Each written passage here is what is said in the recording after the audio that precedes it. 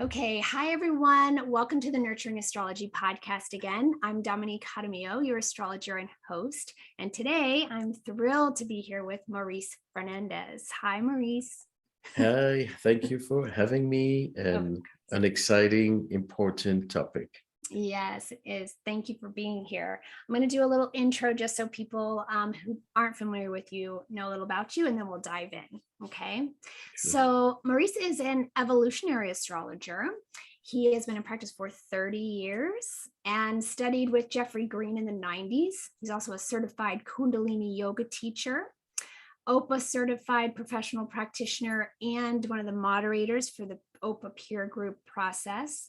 He's the founder of Astrologer, which is a conference for upcoming astrologers, professional astrology development. I just attended that in Tucson, which was so fun, my first conference.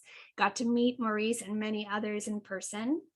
And he served as president of OPA for 3 terms and is currently the interim vice president. He's finishing up his term as vice president now, but you've been on the board of directors there for 12 years, right? So you're still holding that position. You'll stick around and be a part of it. You're just stepping down as VP or taking a Yes, sabbatical.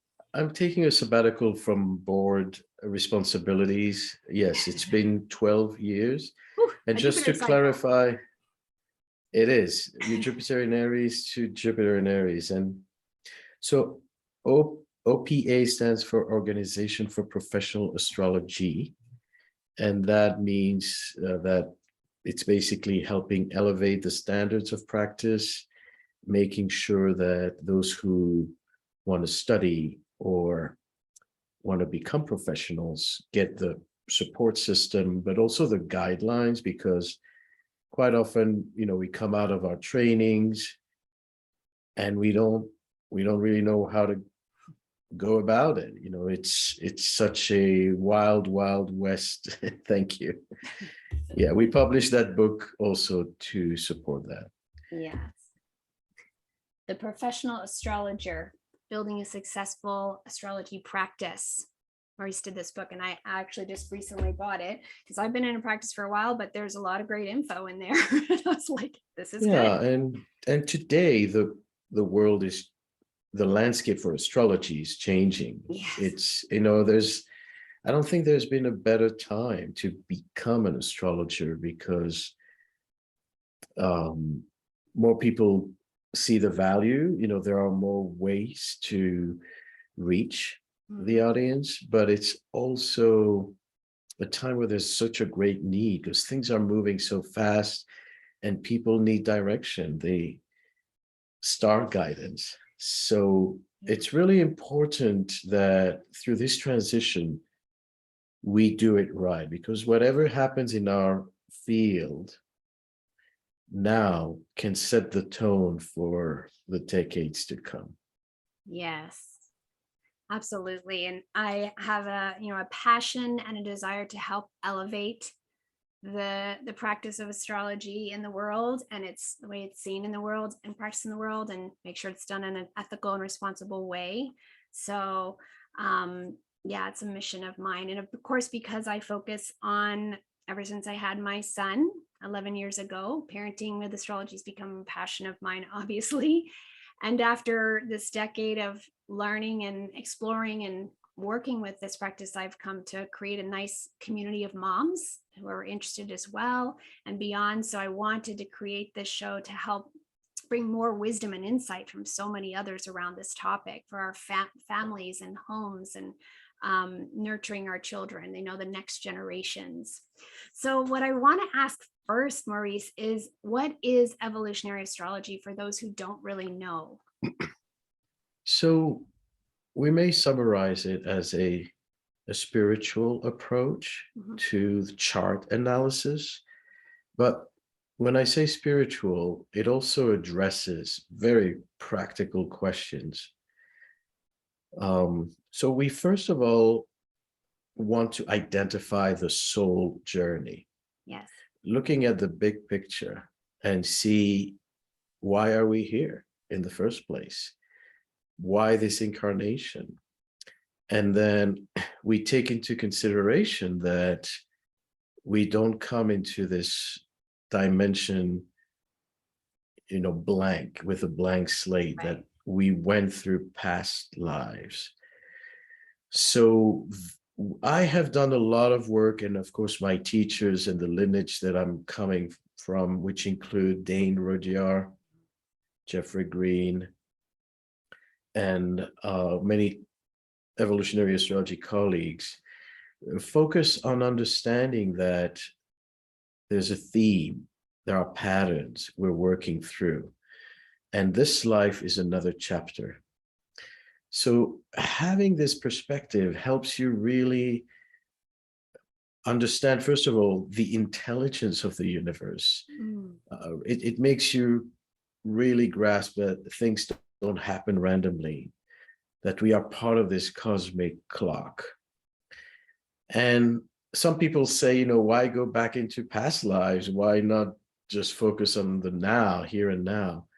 And that's a valid thought. Yeah. But there are things, and especially if we're going to talk about children, there are things that we can identify in a chart that are not going to be inherited genetically and are not going to be inherited culturally or through parental conditioning. There are things that the child brings into this world that pertain to their own personal soul journey. And if the chart can inform us about that, it can really help not just the child, but the whole family. So evolutionary astrology, is about that more existential approach, but Yes. then it's very important to understand how to narrow it to, how does this affect my employment and my health and my relationships?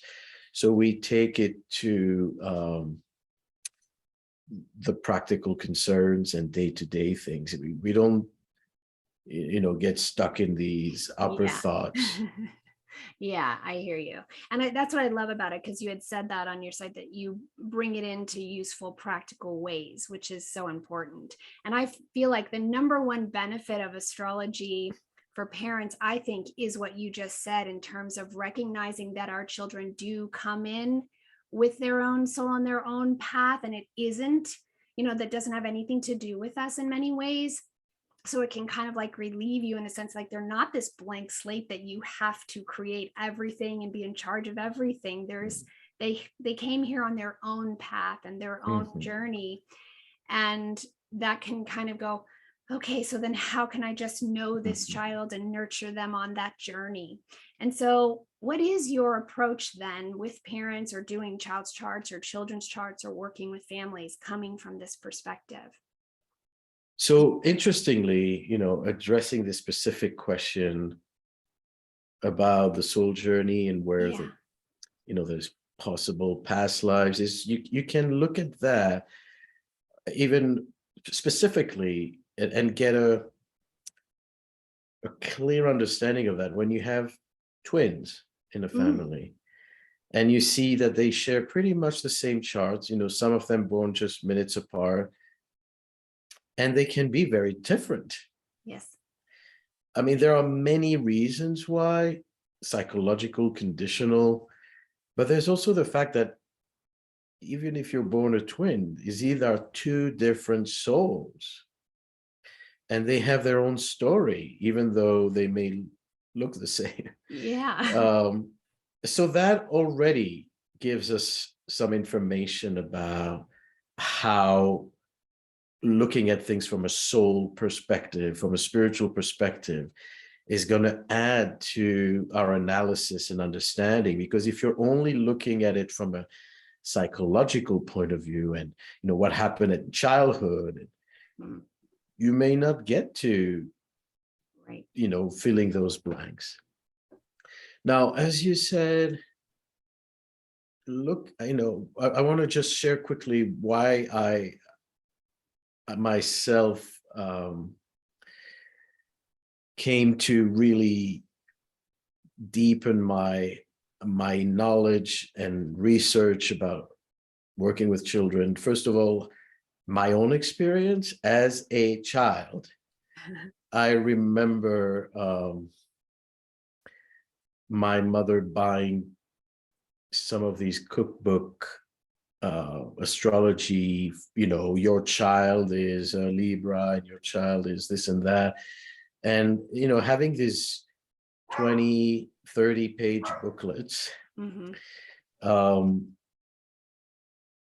I read what that book said about me, and I was, as a child, as an 8-year-old, 10-year-old, so fascinated by it. I really held on to that book because I felt it understood me better than anyone else.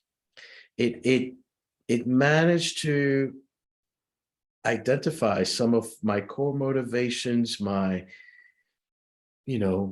struggles, in a way that was not apparent to what was going on around me. So that was a hook for me to study astrology to begin with, but also to understand how it can help children, and then how it can help parents. And then I worked, before I got into OPA and had no time for anything else in my life. I worked with children in schools, Mm. and had some experience really through the educational system. Even though I was not a permanent teacher, I was presenting all kinds of alternative programs to children, some kind of enrichment Right.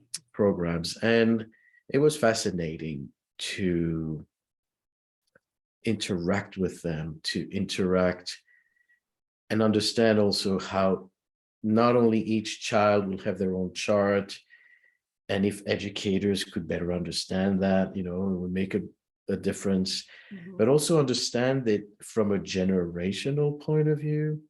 Yes. Those born in one year will have the nodes, maybe Saturn and Jupiter in the same sign. And so I think that it can be very helpful. Yeah. And then working myself as a consultant, doing charts for people, we often get to explore parent-child dynamics. Mhm. And I cannot tell you how many times, how useful this has been for parents to better understand their children. Because like we said, and like you mentioned, they come with their own story.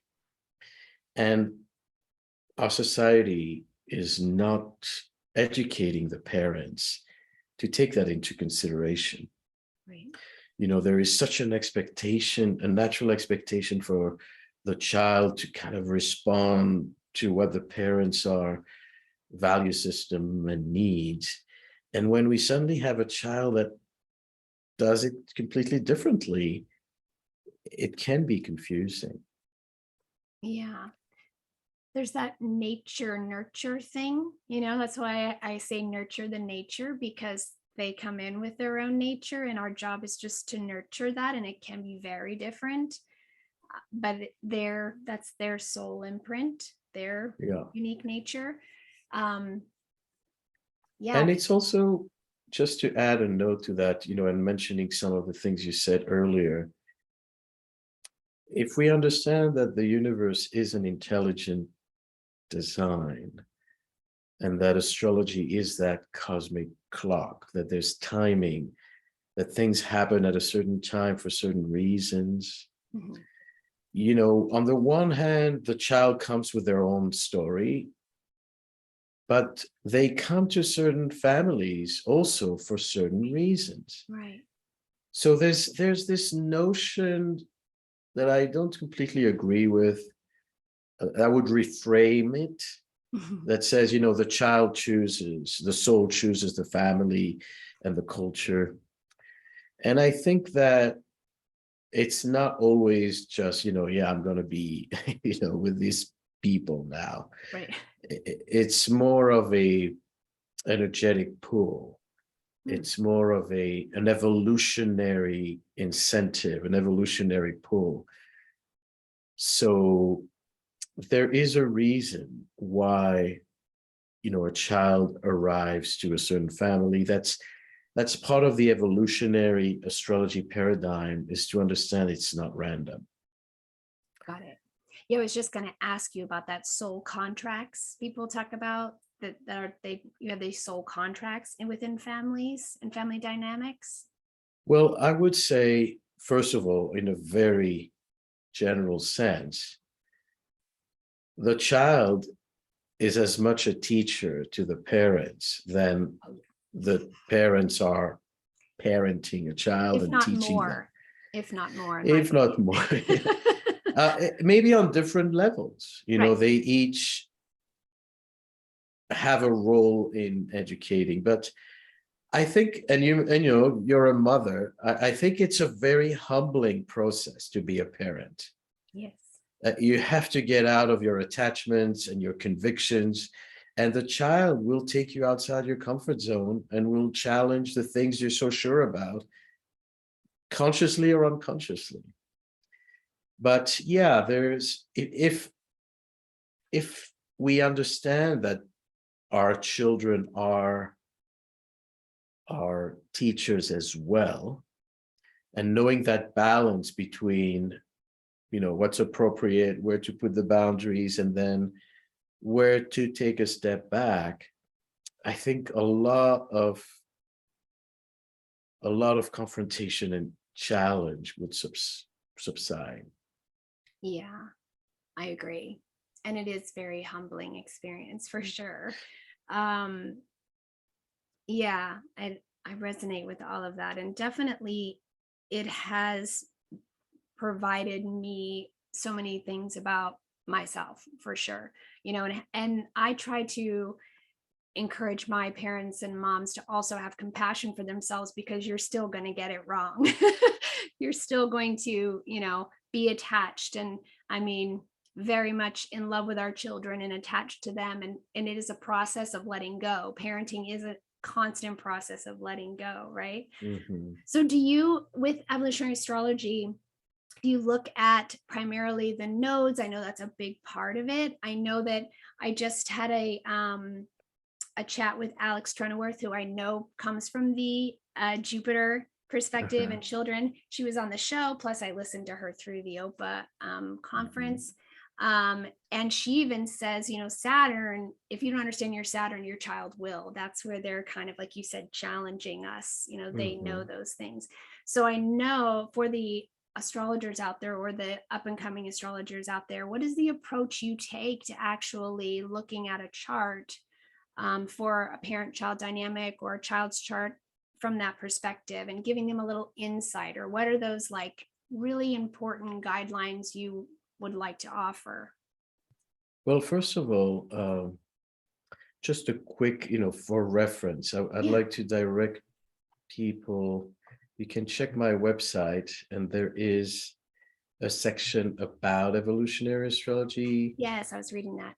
And so if you need more information, this is available. Some books available as well. Yes. One is, this yellow book, Astrology and the Evolution of Consciousness, is an introduction to evolutionary astrology and to astrology. So if some of you are needing that foundational work, that's a nice, that's a nice book to explore. And I want to highlight that we have to be so careful when working with a chart of children. Yes. Because as helpful as it can be, it can equally be damaging. We do not read the chart of children the same way we read the chart of an adult who has 30, 40, 50 years behind them. And the first thing is because when you read the chart of of a child, you can't refer back to, when you were 20 and when you were 30, Right. that happened. So everything is so fresh, old soul as they may be. um, we need to be very careful, because whatever we say can have a tremendous influence, and in some ways even, become crystallized. So we don't want to put children in any box, or label them in a way that's rigid and is going to affect their choices in the future. And so, I would suggest that if you work with an astrologer, or if you want to do this kind of work with children, that you really pay attention to how to approach this very carefully. And so, looking at, the more specific aspects of the chart, yes, the nodes are going to be always an important component, because they are such a deep emotional axis. The nodes refer to the moon, Mhm. and in astrology, the moon is our emotional body. When I speak about the emotional body, I speak about where everything is centralized, because our evolution occurs through the emotional body. Hmm. It doesn't occur through the mind. It doesn't occur through the spirit, even. The spirit and the mind help process, bring down, but the real digestive system is the emotional body. And that is why the emotions are our memories. Mhm. Everything we go through, especially as children, are retained through our emotional peaks. If something affects us emotionally, we will remember it, Mhm. whether it's good or difficult. Mhm. So the nodes of the moon represent that current and ancestral memory. So it has tremendous information about what has been retained, what is marking us and our kids emotionally, not just in the now, but through the course of their soul's evolution. So it's very central and powerful, but I'm careful not to over Yeah. emphasize it, because we do need to look at the whole chart Yeah, as a bottom line. for sure. And so I have a couple of questions when you're looking at, like, for example, practical insight for a parent, understanding their child. Like, do you take any particular approach? Like, for example, I was taught by Cornelia Henson to come from her research in terms of coming at it from a temperament place, because we're born with temperament, and you can use child development stages, Erickson, right? So you're taking parenting classes, understanding child development can be very helpful, and then astrology can link in with those cycles, right? And understanding we're born with our temperament. And that's something that is kind of neat. And so you're understanding, oh, I have an easy child, but there's tips and tools for that child. There's a more, challenging child, as they say, or the slow to warm up child, and how to sort of nurture them. So when there's practical strategies for nurturing a child, and you even said you read the book and you identified with it as a child, right? I'm sure that book had some things in it that seemed to label you, right? Or seemed Mhm. to like describe you. And I Sure. think it's like a fine line there that we're always dancing, I think, in terms of ways to give parents practical strategies and guidance for nurturing their child and understanding them without boxing them in, or that kind of thing. Yeah, I mean, I think the bottom line is to avoid being rigid and deterministic, Absolutely. because this is where we honor the free will. Yes. Oh, that's a Um, good topic. I was going to ask you about that.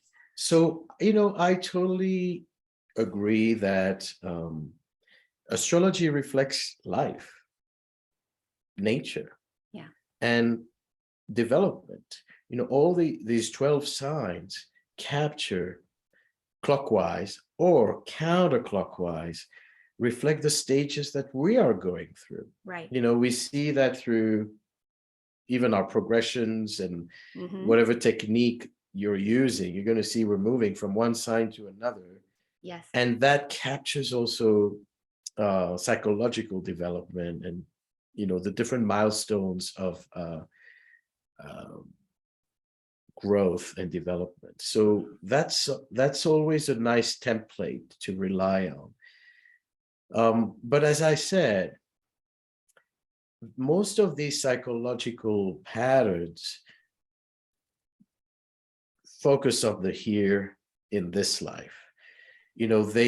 They don't always contemplate the fact that a child may, in some ways, be more advanced than the adults in the house. Mhm. And we know that that is true because many of us were born, in families where we felt, especially as astrologers, many of us come from a place where we already developed some level of consciousness, some Mhm. emotional intelligence. And quite often, our parents were not equipped to actually fully understand what we were going through. Yes. And so that level of maturation, soul maturation, is not going to be, usually, I don't know everything that's out there, but in most cases, it's not going to be integrated into these models. Right. And even, I've had experiences where a child was reacting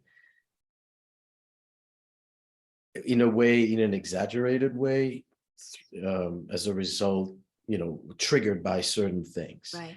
like phobias and levels of anxiety that were not explainable. There was no trauma, nobody died. Mhm. Life was pretty straightforward, and yet there's a level of hysteria, there's a level of panic Mm. that cannot be always traced and explained in the here and now. So that's also where astrology can help. I'm not saying, a parent shouldn't come with expectation that we will understand and clarify everything, because we keep peeling layers. That's what we're doing. We just walk through that same fog. But astrology is a powerful tool to peel those layers. So the one thing I will say that we do have to be careful is, and that balance between, yes, your child is extremely sensitive and will, needs more longer processing time, Mhm. so they may take longer to stand and run and jump. They may take longer to warm up to a new class to, Yeah. but if you understand that nature and you understand what why that function is there, you don't panic as a parent. You Right. don't think your child is going to be behind everything, because they may take more time, but then the result is going to be more polished. For example, so we're talking about, I don't know, Virgo, Cancer signatures in the chart that are going to be the slow cooking children, Mhm. again, very generalized. Yeah. and they will require, greater care and attention, and they will have maybe more concerns and worry. And so you can help the parent, dialogue with the parent. First of all, do you see that? Is that a Right. fact? I'm coming up with my chart analysis, but can you confirm that this is an experience? Right. And then, is it good to just honor that, to let the child do that, or where is it healthy to possibly challenge them? What kind of hobbies, what kind of activities Right. can help mitigate certain attachments and excesses? So it's a wide range of it's looking at things from a broad perspective, where not only we say, this is that, Right. but I think how to nurture that, how to let your child be themselves. If we understand things from an evolutionary point of view, and I said, your kid is a teacher, how many times I've seen parents who are very academic, scientifically oriented, scholars, accomplished that way, who will have a child who is not academic, who is essentially going to be an emotionally intense. And it's such a contrast and an adjustment. And yet they meet for a reason. So helping understand the context provides both the parent and the child with some relief. Exactly. The beauty of astrology, and like I said, that's where maybe I felt that this book was helpful, is that it validates who you are. This is the nature of your child. This is what they naturally are. And it's so powerful. It is. And understanding that is liberating. I think that's the biggest thing I work towards, and I've had to as a mom, is to realize my role and the power I have and that I don't have in the process.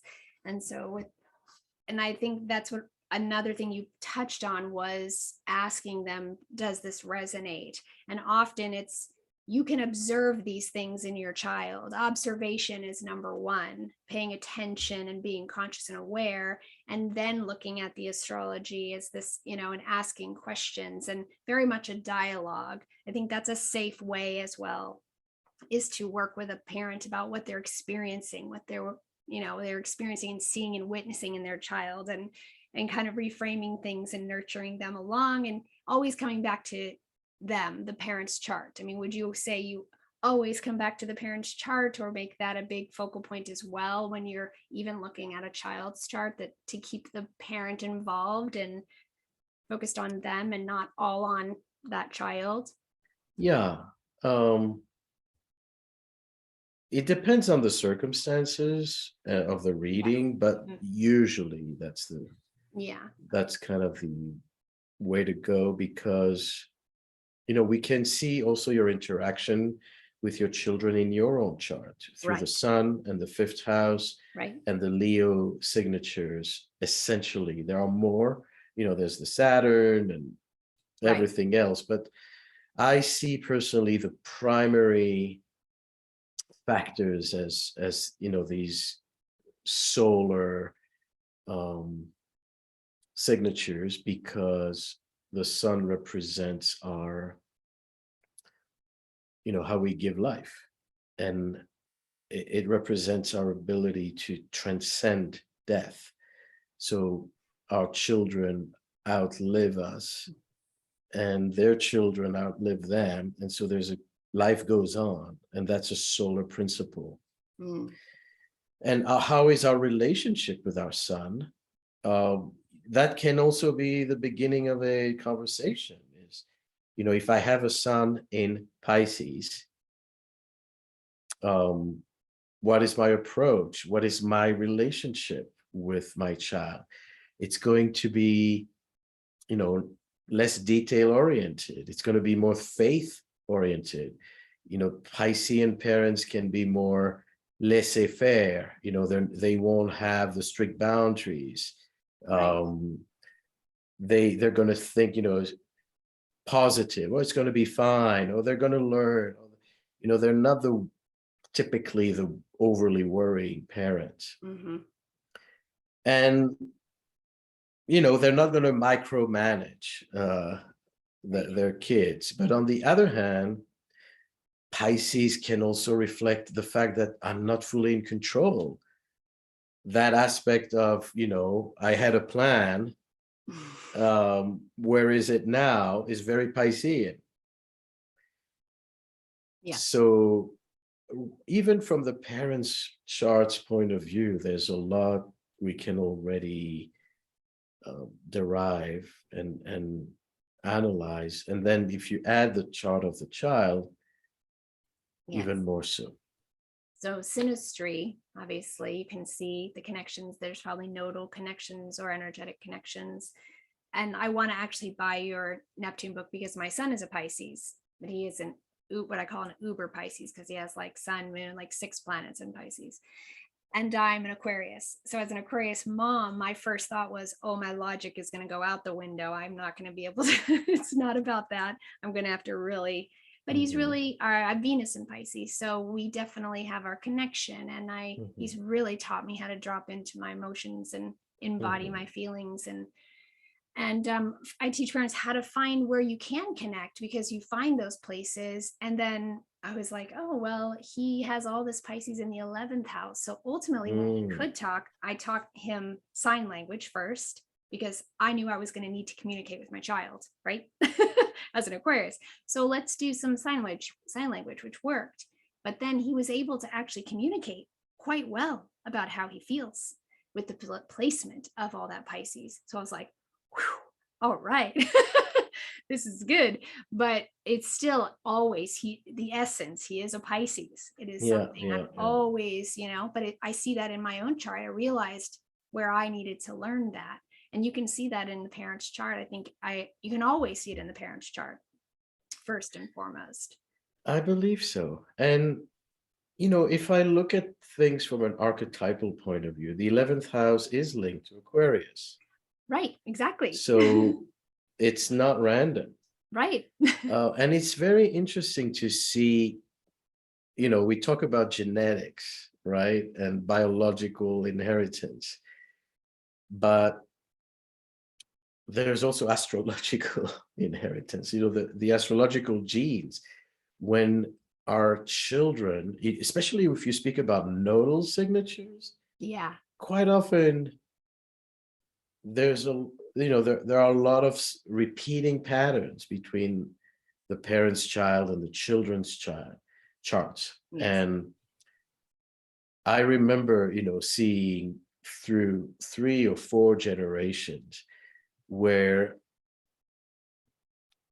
the same planets were aspecting the nodes. A grandparent had Neptune, Venus conjunct the south node. Then their child had Neptune, Venus opposing on the node. And the third one had, on the north node. So the same kind of themes, different signs, different houses, but the same planets with the nodes, things like that. Yeah.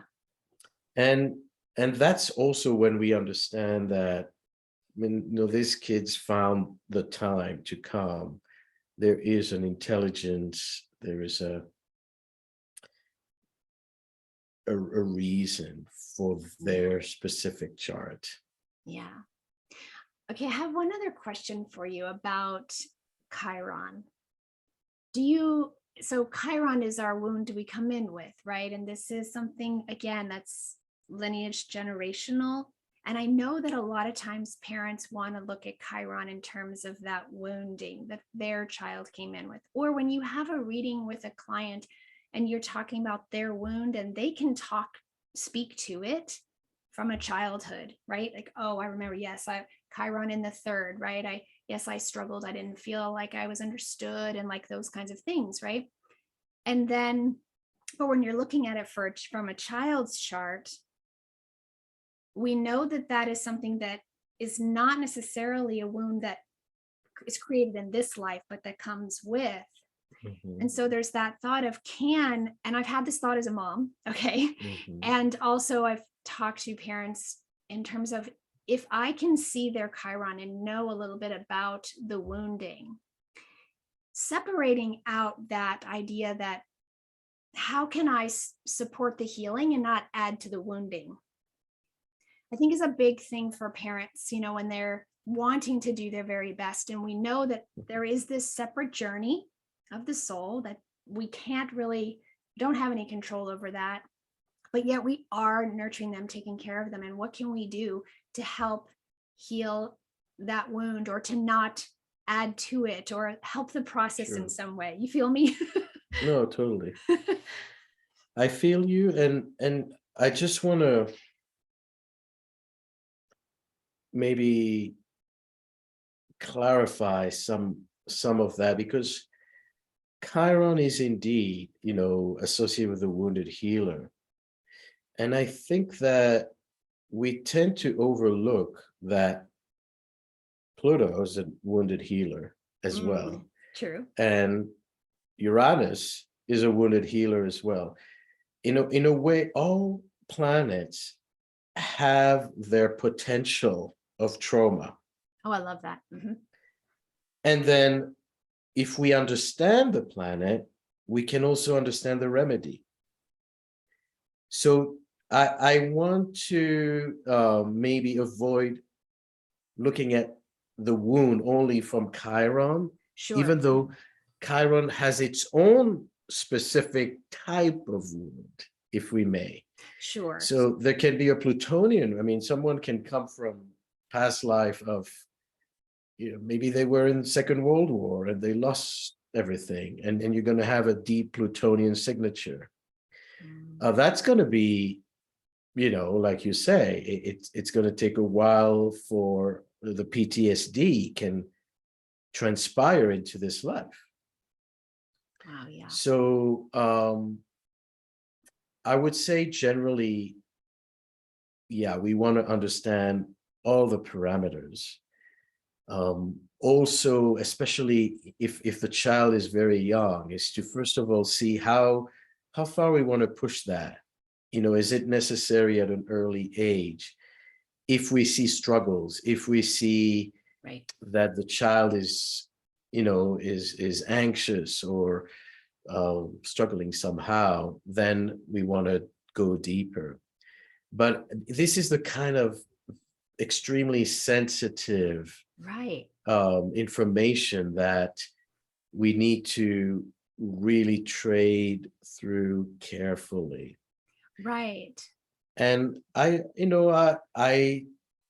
completely agree with you that the parents can be the remedy.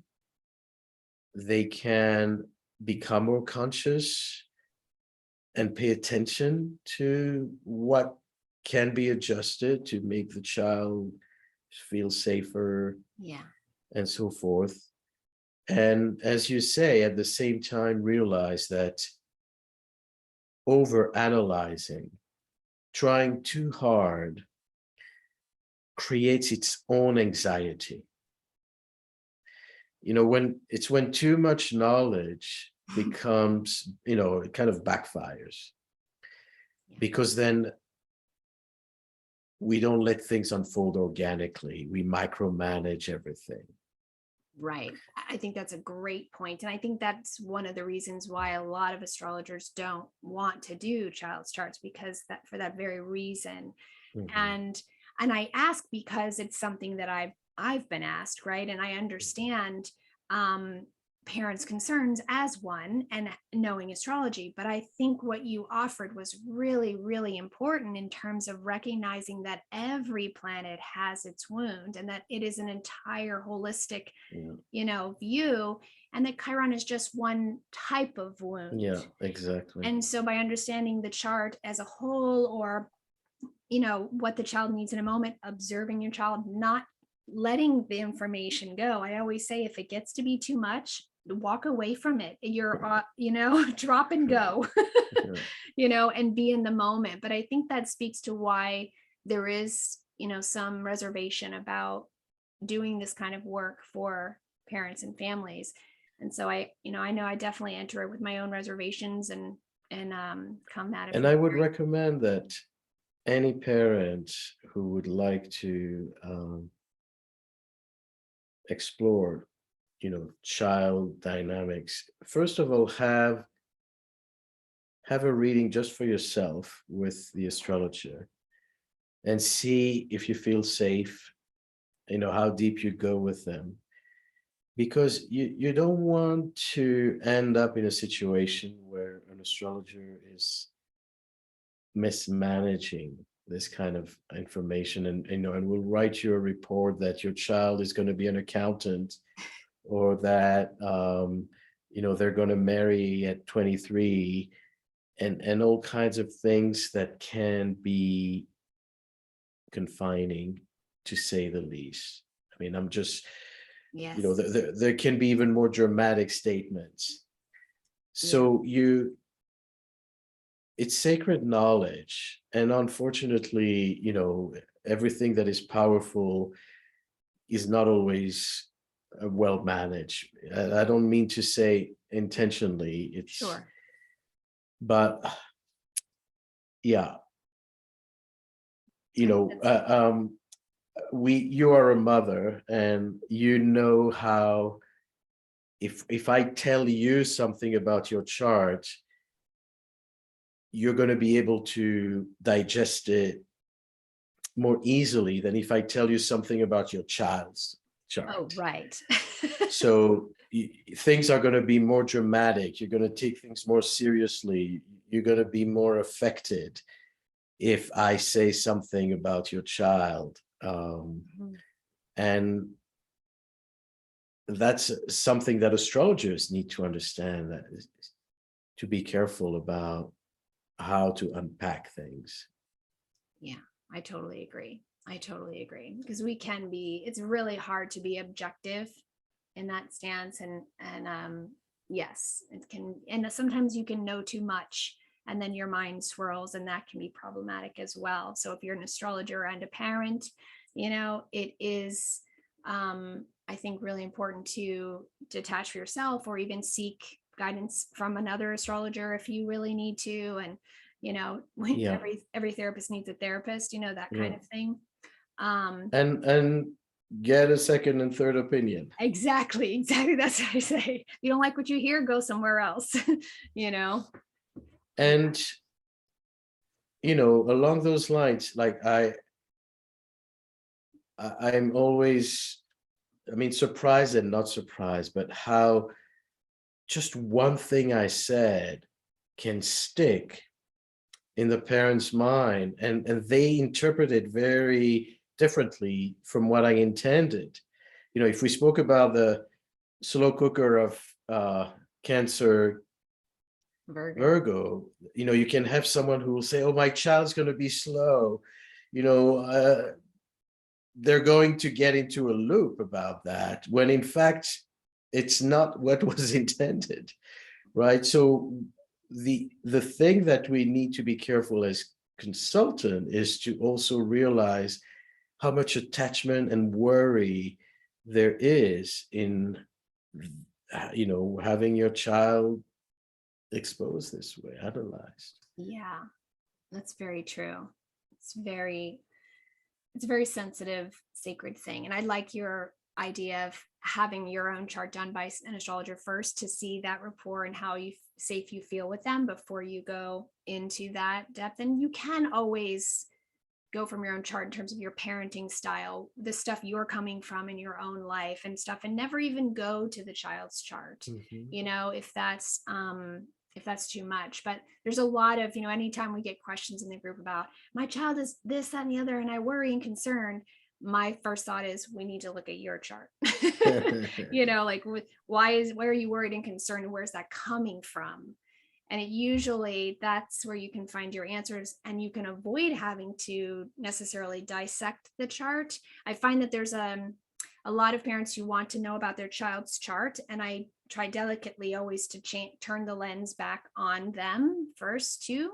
I think it's, it is a relationship, and it's really you set the tone, so it does come back to us as parents. But I think you're really making some wonderful insights and things for people to think about in terms of astrologers and for parents, and what to expect or shouldn't expect, in a reading. Because I think a lot of times they might want you to tell me about my child, and they don't realize they're going to walk away with that embedded now fear loop that they're going to be running on.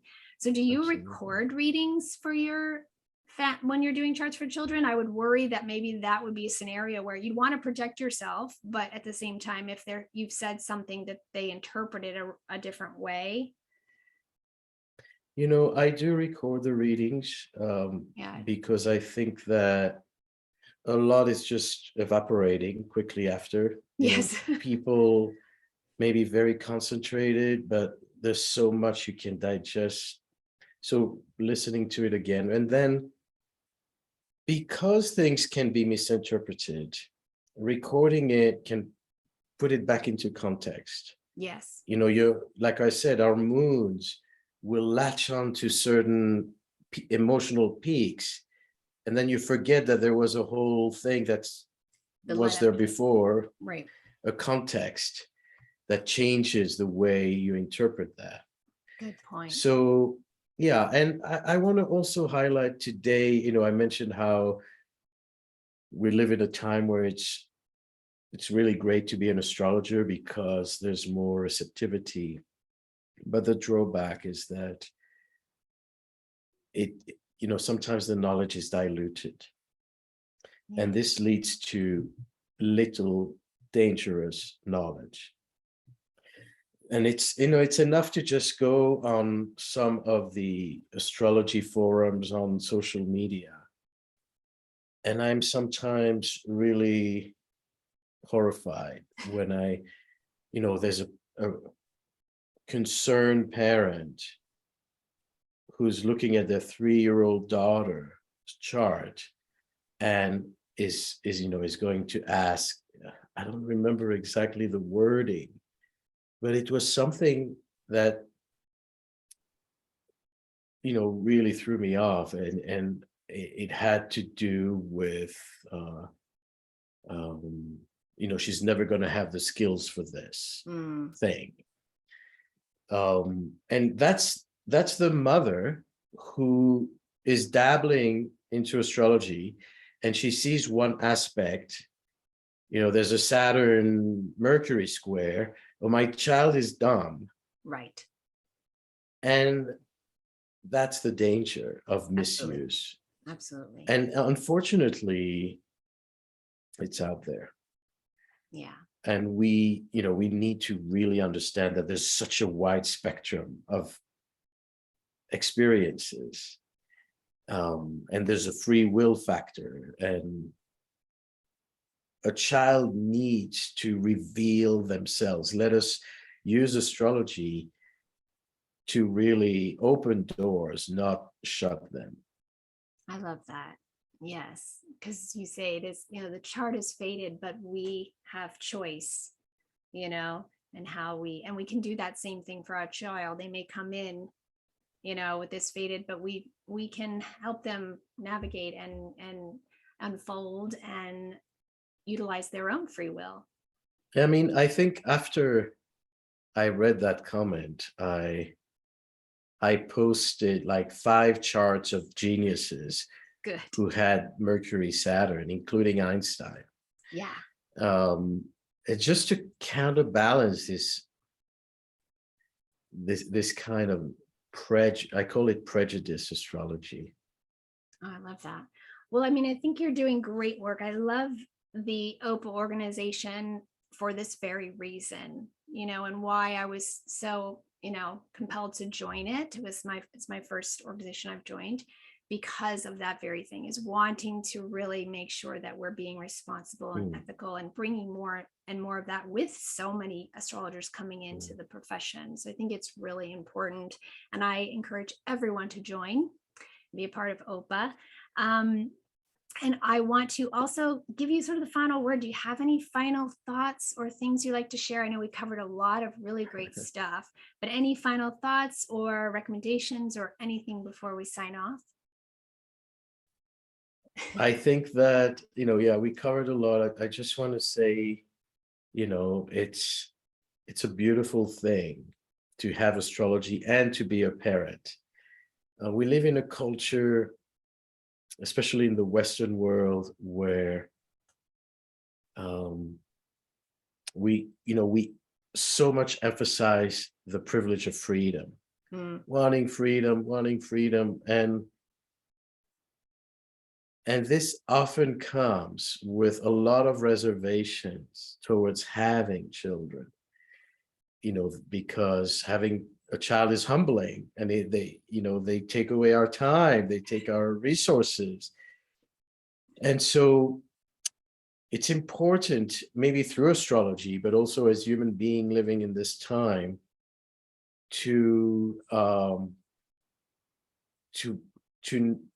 remember the joys and the privileges of being part of the creative process and gifting our children to the world. Oh, that's special. So yeah, and if astrology can help, us with our own neurosis and can help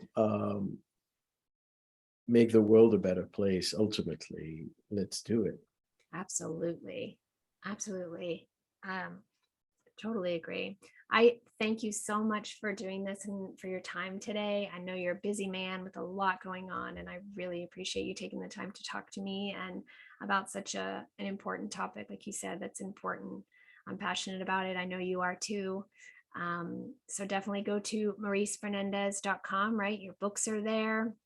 A lot of great stuff about evolutionary astrology, and check out opaastrology.com too. .org. .org. Thank you. opaastrology.org, and join OPA. So thank you, Maurice. Thank you so much. All the best. Thanks. Bye.